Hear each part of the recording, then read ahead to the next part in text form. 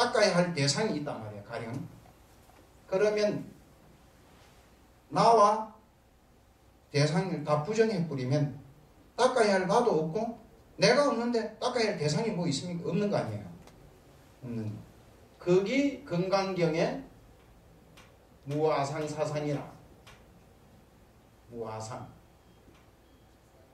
그러니까 아상이 없는 건데 내가 있으면 내가 있으니까 닦아야 되잖아요. 내가 없는데 뭘 닦을 게 있어? 아니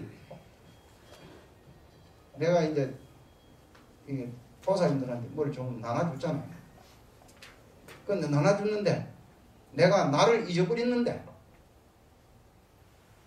이거 내가 했다고 생색낼 게 뭐가 있습니까? 없는 거 아니야. 내가 생색을 못 내는 거야. 왜냐면 내가 없는데 뭐. 그러니까 생색을 안 내니까 어떻게 여러분 받는 사람이 부담이 없고 더 받고 그 사람 더 칭찬해 주는 거 아니에요. 쉽게 말하면. 그럼 조금 이해가 갑니까?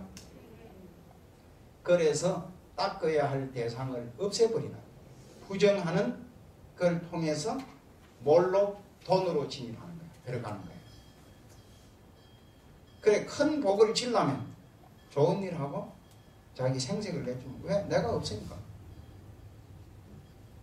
아니 우리가 저 경치를 가서 구경하는데 그냥 보면 힘들 경치 좋다 내 구경 잘했다 이거 하는데 그것도 아니면 탁 보면 저기 경치가 얼마나 좋은지 나를 잊어버렸다. 무아경지라고 그러잖아요. 딴 거 할 경우 아니 내가 설악산에 처음에 갔는데요. 그 오세암이라고 하는 암자에 올라가면 그 위에 그 바위가 이렇게 앞에 쑥 솟은지 보살님들은 잘 연세 드신 분들은 잘 못 가. 그게 우리 해당보살님 같은 분은 모시고 못 올라가 그게. 그게 그 힘들어가지고 그게 오세암도 올라가시기 힘드는데 그게 그 바위 꼭대기가 아주 이렇게 가팔라. 근데 여기 몇 분은 올라가실 수도 있게 보이네. 이거 보니까 파쇼보살님이나 이런 보살님들은 잘 올라가시고. 근데 그 탁 꼭대기 올라가면 거기서 떡 내다보니까 그때 내가 그 20대 나이 때인데 그 턱 바위에 앉아서 그 설악산 경계를 이렇게 쳐다볼 때 그때 느낌이 어떠냐 하면 이게 일어나니까 내가 뭐 대단히 음악에 조예가 있는 것이 이렇게 생각했는데 무슨 베토벤의 뭐 제목을 꼭 들을 게 없이 큰 교향악을 연주하는 걸 듣는 것 같아요. 그 자연의 풍경이 소리는 없지만 굉장히 웅장한 소리로 이렇게 음악을 연주하는 것 같아요. 확 울리서 나오는 게. 근데 턱 앉아 그 경치에 황홀에 뚝 취해가지고 나를 잊어버렸다니까. 턱 잊어버렸다. 그 무아의 경지에 그래 이런 게 무아의 경지구나. 내가 그 어릴 때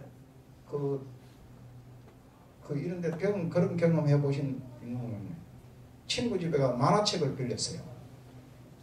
한 10권 이렇게 빌려서 옆에 놓고 보고 내가 집에 가져가서 봤으면 별 문제가 없는데 이 친구가 뭐냐면 이걸 이놈이 못 가져가게 해. 그래서 보고 집 앞에서 보고 가라는 거야. 근데 그때 뭐 이런 여름인가 뭐 시원하게 그럴 텐데 그 지도부 계단에 앞에 가고 이렇게 보는 거야. 다 보고 이제 끝까지 다 봤어요. 보고 이렇게 툭 뜯고 이렇게 고개를 들으니까 깜깜해. 그래서 깜짝 놀래가지고 다시 책을 들고 보니까 안 보이는 거야.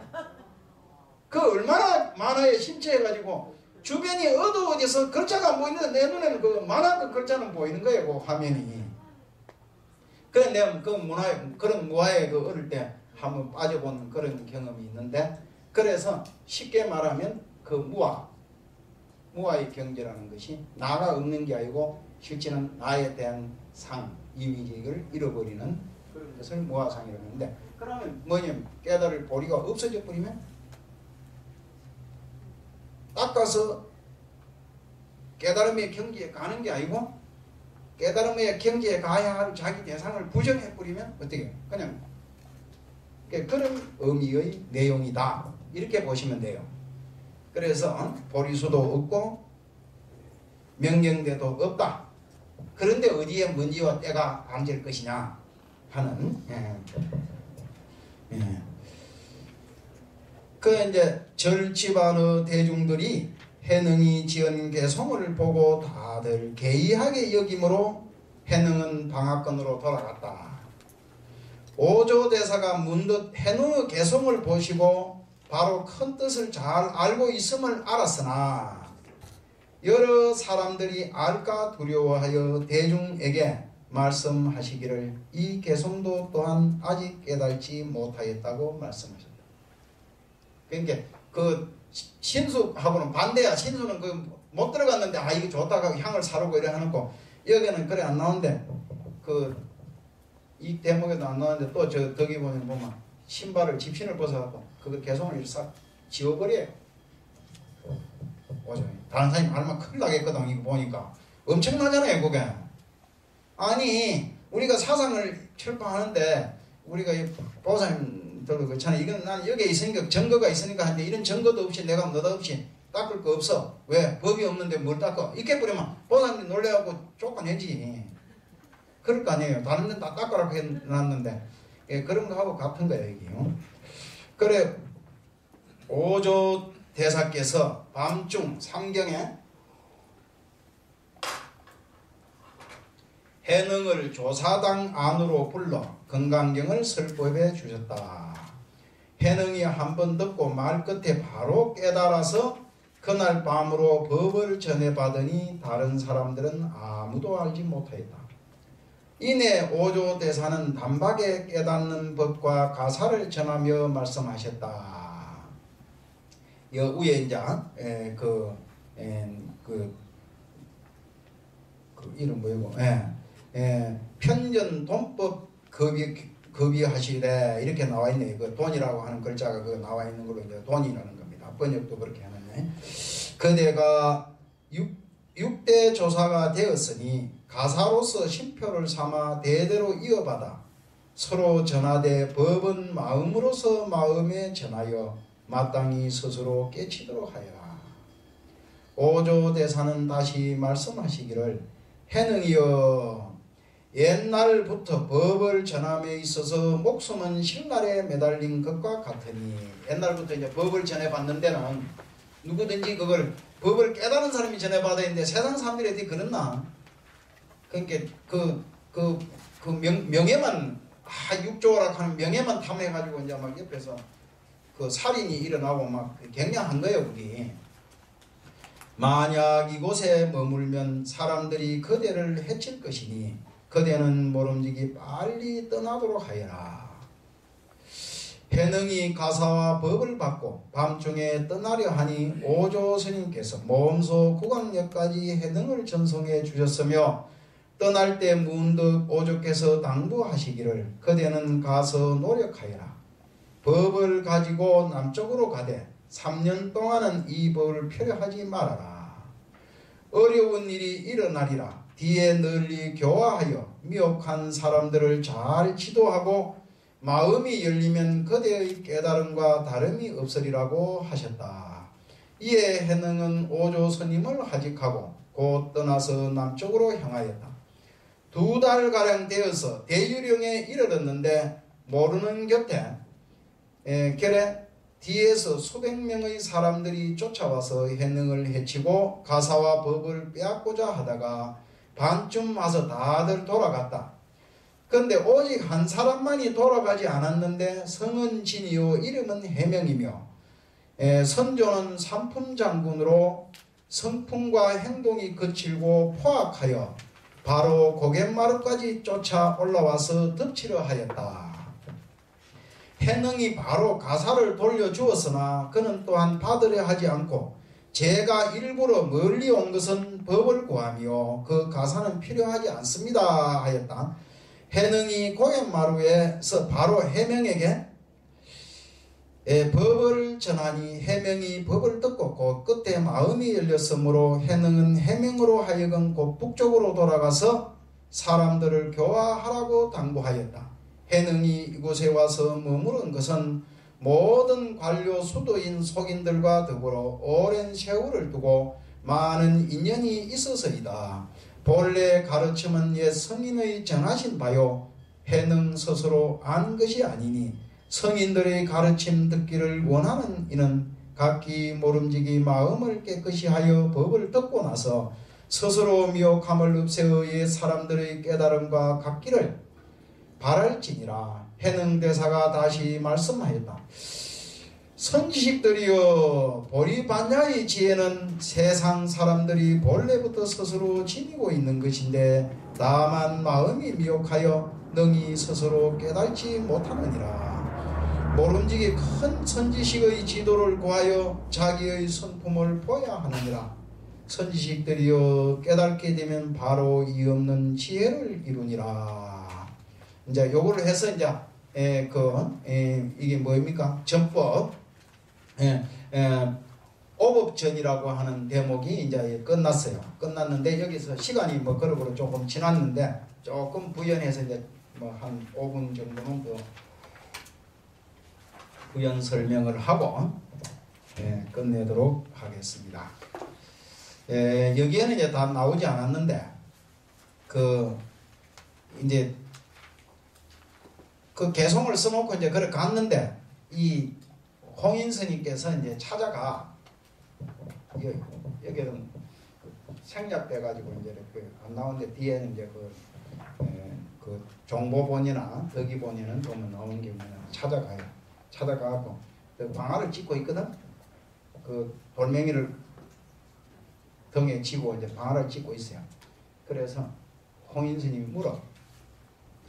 방아는 다 찧었느냐? 이렇게 물어요.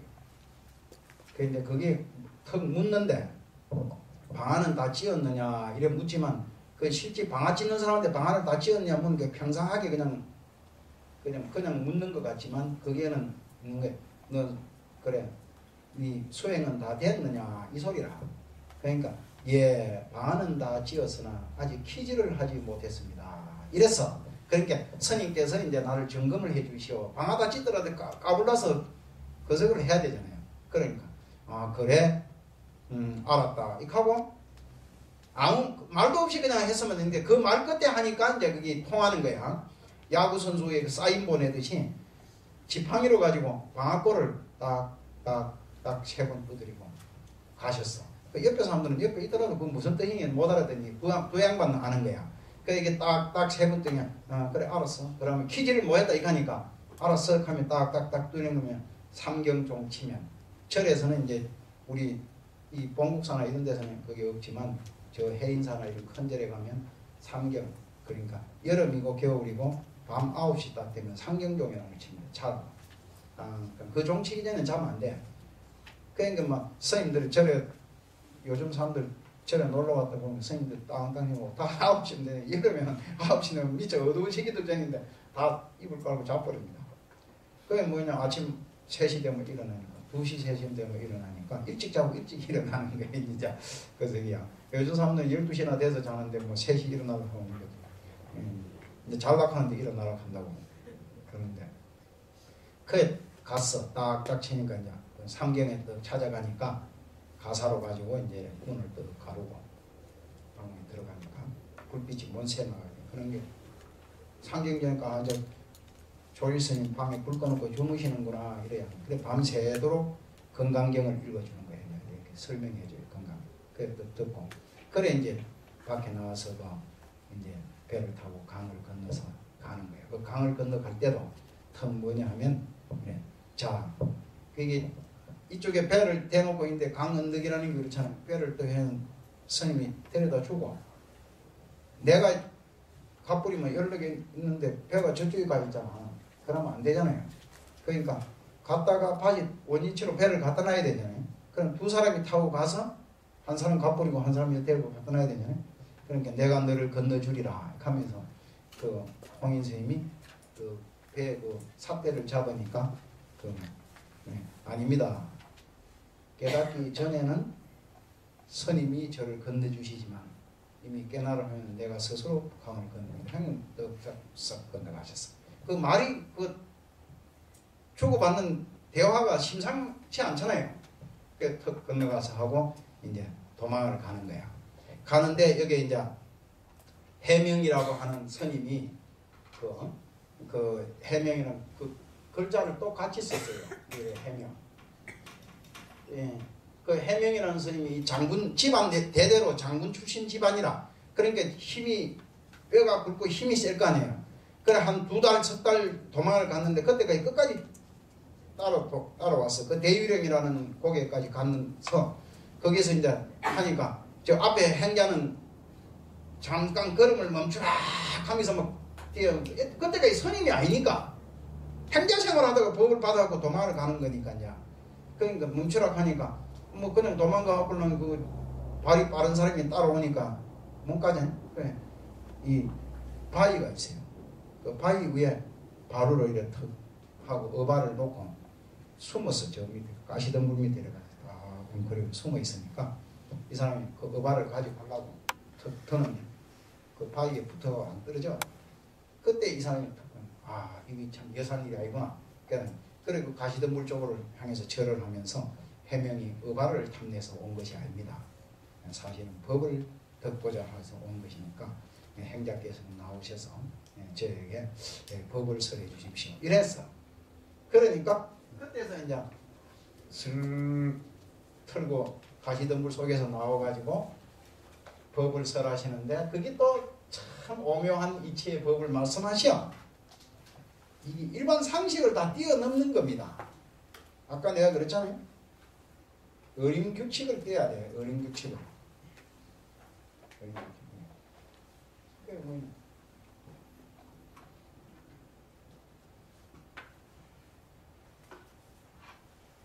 불사선. 선도 생각하지 말고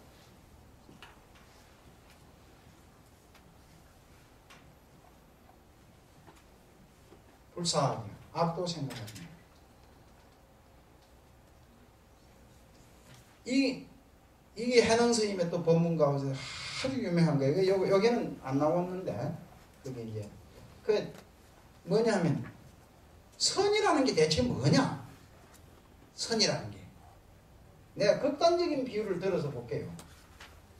극단적인 사람이 가지고 있는 윤리와 도덕이라는 것은 이것은 지극히 그 윤리 도덕이라는 게 뭐 원래 있는 게 아닙니다. 그거는 사람이 사회생활을 하면서 필요해서 있는 거야.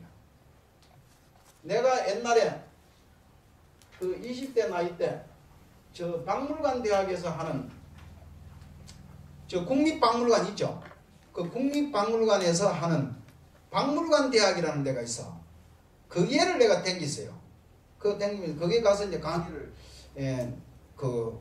듣는데 그게 인류문화학이라고 하는 문화인류학이라고 하는 것을 이제 그 강의를 하는데 그걸 들으니까 이 어떤 내용이 있냐면 이런 내용이 있어. 이 불사선 불사학이라는 걸 내가 설명하는 거예요. 들어봐요. 에스키모인들 이 에스키모인들은 이 불악에 한 며칠 이렇게 모여 살면 이웃 마을을 가려면 한 100km, 200km 가야 돼. 이웃이 있어. 그게 딱 있으니까 거기서 그 마을에 있는 사람들끼리 살면서 결혼하고 그래 살 거 아니에요. 그러면 어떻게 되겠어요?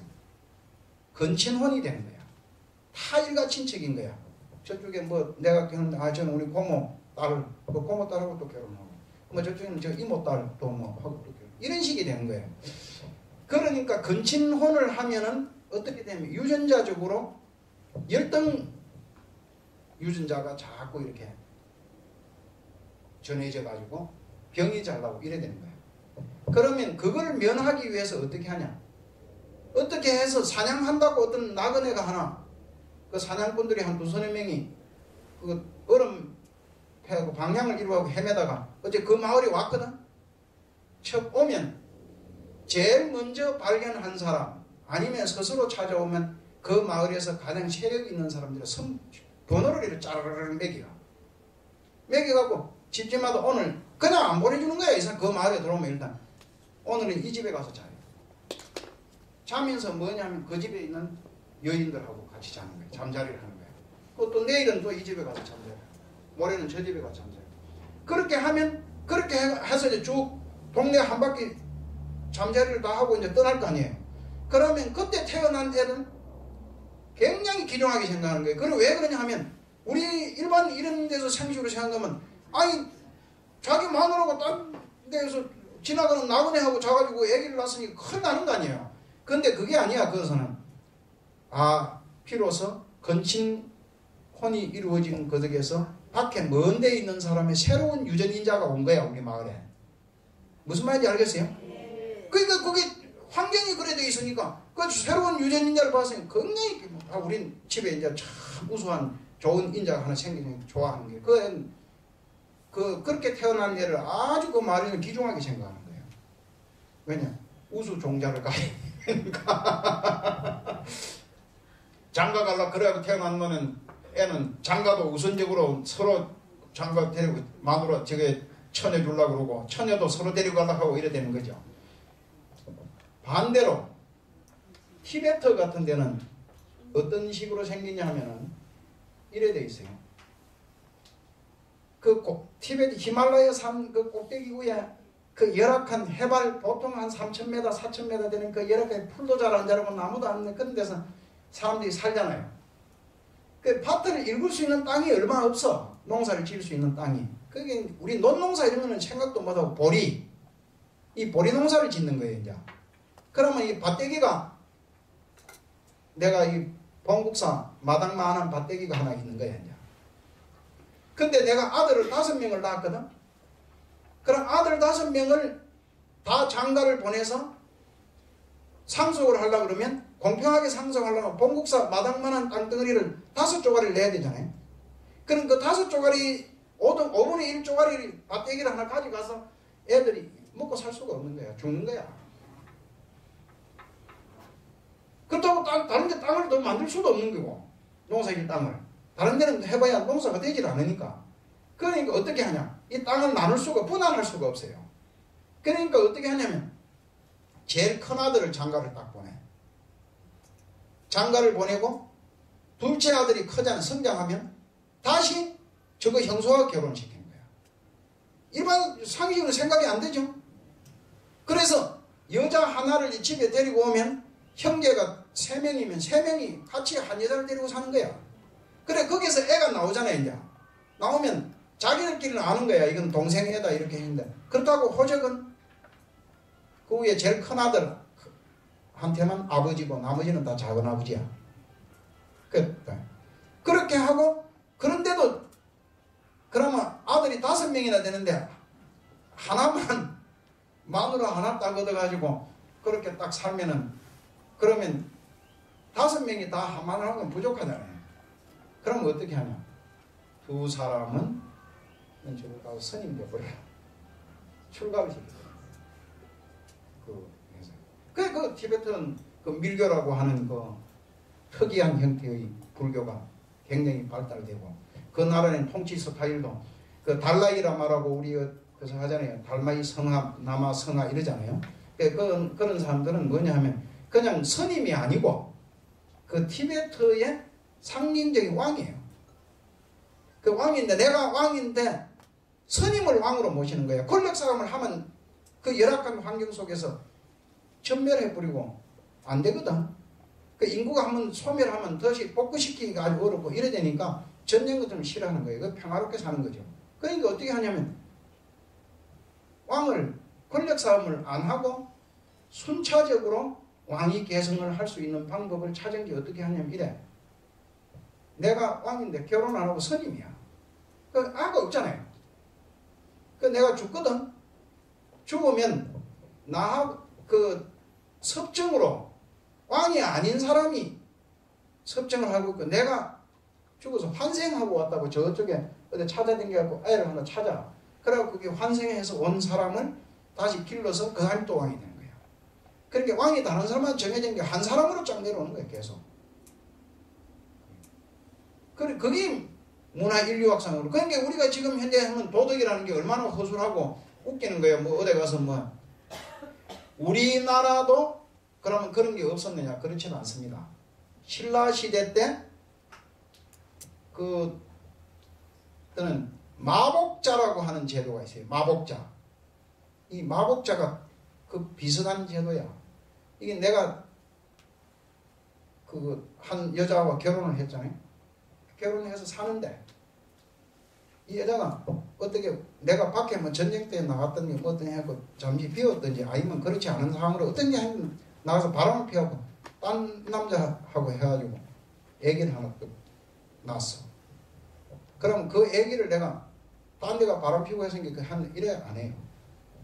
그걸 왜 그냥 내 애기로 키우는 거야. 더 귀중하게 키워 그걸. 그래 그렇게 놓은 아들을 마복자라 그래요. 그 요즘 윤리 개념으로 보면 큰일 나는 거 아니에요. 그게 도저히 있을 수 없는 거 아니에요. 내 연속 그 보니까 뭐 어떤 놈이 그 장가를 가고 살다가 뭐 기억상실증이 돼가고 딴 여자하고 사는데 그래가지고 어떤 여자하고 살지 혼란이 와가지고 막 헷갈리고 있더라고. 그래서 뭘 그렇게 걱정하라고 뭐 같이 살면 되지. 아니 나는 내가 보는 상식으로는 하나도 걱정할 게 없는데 그걸 그리 고민을 했을 때 그 어떻게 끝났어요? 아니 안 끝났어. 그게 아니 그 고민도 안 끝났구만. 엄마들한테 돌아갈 거예요. 엄마들한테 돌아가기 때가 있어요. 아 그래서 아니 우리가 지금 내가 하는 얘기라는 게 뭐냐 하면 선이라고 하는 이 개념 자체가 뭐냐? 우리가 도둑질이 부처님 계율에 도둑질이 나쁜 게잖아요. 불살생 나쁜 게잖아요. 아니 저 사슴은 다른 생명을 죽여서 잡아먹지 않으면 사슴은 자기 생명을 유지할 수가 없어. 불살생계를 지킬 수가 없는 거야. 그게 사슴 그 사자가 사슴을 잡아먹는 거는 살생이 아닌 거야. 아니 그거는 지금 먹잇감인데 그걸 먹잇감을 먹었을 뿐인데 그걸 어떻게 그게 살생이 되겠습니까? 그러니까 배가 고프면 사람은 어떻게 무인도 같은 데 배가 고프는데 그 먹이를 행로해서 같이 동료끼리 같은 사람이 어떤 하나 굶어서 죽었다. 그러면 그 사람 살을 뜯어갖고 먹었다. 이렇게 하면 큰 죄를 진 거면 이렇게 생각 충격을 받을 수 있지만 이 짐승세계에서는 그런 게 없습니다. 그 선악이라고 하는 것은 문화적인 거다. 문화적인 거. 이게 문화적인 것에 불과한 것이지 어떤 특정 기준이 있는 게 아니다.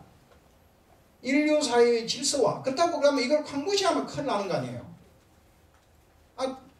걔가 뭐 걔는 도둑질했다고 걔한테 뭐 너 도둑질한 놈이니까 뭐 어떻게 해라 이거 없잖아. 뭐 넘고 훔쳤더니 마든지 이거는 아무도 그거 안 따지잖아요. 그거는. 그는 뭐냐 문화가 없잖아. 사람에게 문화가 있기 때문에 선이 있고 악이 있는 거야. 그렇기 때문에 이건 특징이 그렇게 선을 생각하는 것도 뭐냐 망이야. 악을 생각하는 또 망이 똑같은 망상이야. 그래서 선과 악을 분별하지 않는 것이 뭐냐 하면 가장 청정한 경계다. 그래 불사선 불사악이라고 깨달았어. 그래서 그 해명이라는 사람은 어떻게 하냐면 그 가가지고 나중에 이름을 도명으로 바꾼다.